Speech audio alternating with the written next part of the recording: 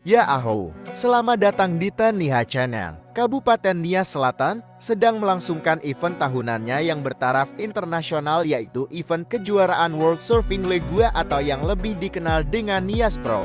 Event tahunan ini sudah terlaksana sejak tahun 2018, diikuti oleh ratusan peselancar dari belasan negara. Event Nias Pro tahun ini berlangsung dari tanggal 11 September hingga 17 September tahun 2023 bekerja sama dengan Persatuan Selancar Ombak Indonesia atau PSOI dan World Surf League atau disingkat WSL. Ajang surfing kelas dunia tahun 2023 diikuti oleh ratusan peselancar dari belasan negara, yaitu Australia, Jepang, UK, USA, Swedia, New Zealand, Thailand, Brazil, Italia, Filipina, dan tentunya Indonesia sebagai tuan rumah.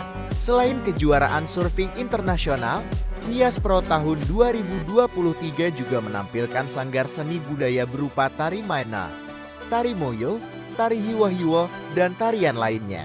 Selain itu, melalui event ini, sejumlah hasil usaha mikro kecil menengah atau UMKM dapat dinikmati oleh pengunjung dan tentunya dapat dibeli untuk oleh-oleh sebagai buah tangan. Acara ini tentunya sebagai promosi pariwisata di Kepulauan Nias dan juga untuk meningkatkan ekonomi masyarakat setempat. Suksesnya acara ini tidak terlepas dari kerjasama dan dukungan semua pihak.